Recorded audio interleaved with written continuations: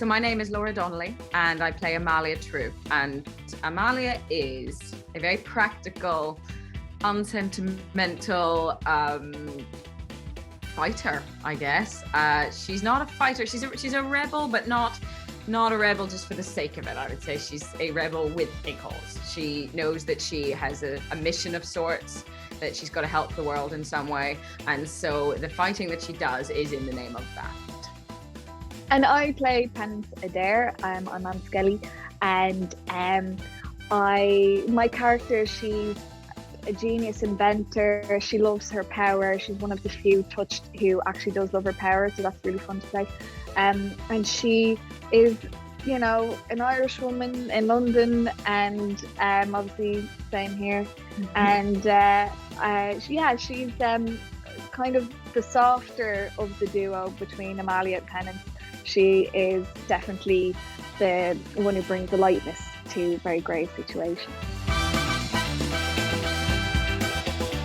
Hello, my name is James Morton and I play Hugo Swan in The Nevers. And my character is a roller coaster of a man. How do you put Hugo in a nutshell? He's well, I think pansexual posh boy was the one which they used a lot. But he's a delight, but he's also a little bit dangerous and delightful, dangerous rogue, I guess is what I'd say about it. Yeah. Hi, I'm Tom Riley. I play Augustus Bidlow on The Nevers, and he is, as far as we know, a sweet, disarming geek who has a deep love of birds and maybe has a secret. My name's Elizabeth Berrington and my character is Lucy Best, and her superpower is incredible strength in her hands, so she can break anything basically, whether that's animal, vegetable or mineral. That's my superpower. I'm Eleanor Tomlinson and I play Mary Brighton, and Mary's superpower is her voice, and she unites the touched, the people that can hear her singing. And I'm Ella Smith and I play Desiree Blodgett, and her superpower is that she can manage to get people's secrets told to her. So without meaning to, they divulge all their deepest, darkest secrets and fears, and that is a very juicy power. I'm Amy Manton and I play Malady, who is the rogue of the Victorian era that is the Nevers. She causes a lot of anarchy within this period piece, but also a lot of fun and joy, I hope, for all involved and for audience members. Yeah, I'm Ben Chaplin and I play Detective Frank Mundy of Metropolitan Police, and I'm your main detective on the trail in this mad new world. Hello, my name's Olivia Williams. I play Lavinia Bidlow, and she is an extremely wealthy and very beautifully dressed unmarried woman, also known as a spinster. And she runs a very charitable place for the people who have these powers, the touch, to congregate and live safely away from prejudice. It seems at first that this is purely out of the kindness of her heart, but we're not quite sure what her ulterior motive is. We're not quite sure about how she became wheelchair bound and whether that is connected to her interest in being touched. Hello, my name is Pip Torrent and I play Lord Gilbert Massen, who is a senior statesman and chairman of a mysterious group of powerful men in industry and politics called the Illuminati.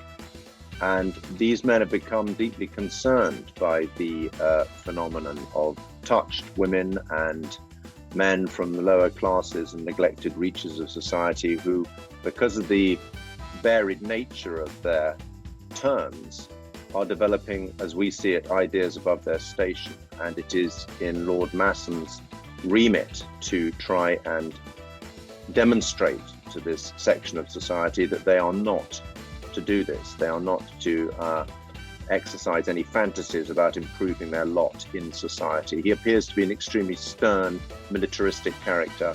As time goes by, we see that there are deep personal reasons for him to be motivated in this particular way. I'm Viola Fretzon, and I play Myrtle Hatfish. So she is a newcomer to the orphanage in the first episode, and she has sort of found herself with the ability / maybe affliction of being able to speak every single language in the world apart from English, which is incredibly irritating. But she also cannot control anything that comes out of her mouth. She knows what she means, but no one else knows what she means. So. I'm Anna Devlin, and I play Primrose. And Primrose is 10 foot tall. She wasn't born that way. This is her turn, and she doesn't like it very much. She's a very sweet, caring girl, but she's quite reserved. And at 10 foot tall, you can't really hide in the shadows. My name is Kieran Sanyasawa, and I play Harriet in The Nevers. And her turn is that she can turn anything into glass with her breath. So a really sophisticated type of halitosis, I would say. And yeah, her role is in the orphanage is to be kind of the mouthy one with a lot of answers, but not a lot of listening skills. And a real strength in what she thinks is her ability to learn. Hello, I'm Vinnie Heaven, and I play Nimble Jack. And Nimble is a thief first and foremost, a thief for hire because they're that good at it. And I think they've got kind of all of the charm and the innocent grin that it takes to be able to be a thief of that level at a time. Hi, my name is Rochelle Neal, and I play Bonfire Annie. She is a career criminal with the ability to harness fire.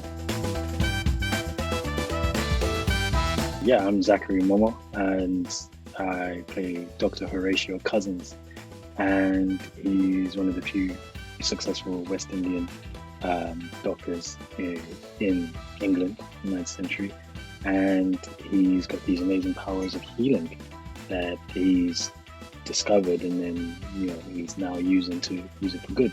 And he works alongside Amalia in the orphanage.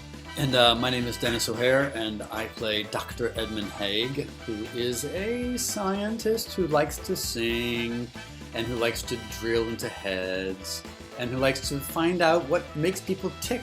He's really interested in finding out what the touched are and how they got touched. Thanks for watching. You can catch The Nevers on Now.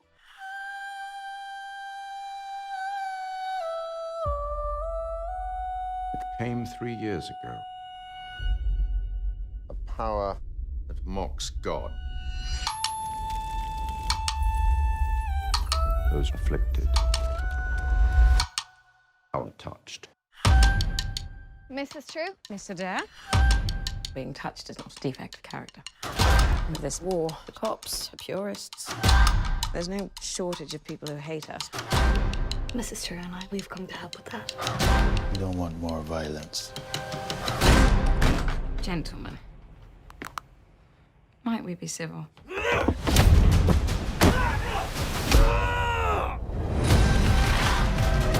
Horror and fascination go arm in arm. The touched are not a threat. I take it then that you are yourselves among the afflicted.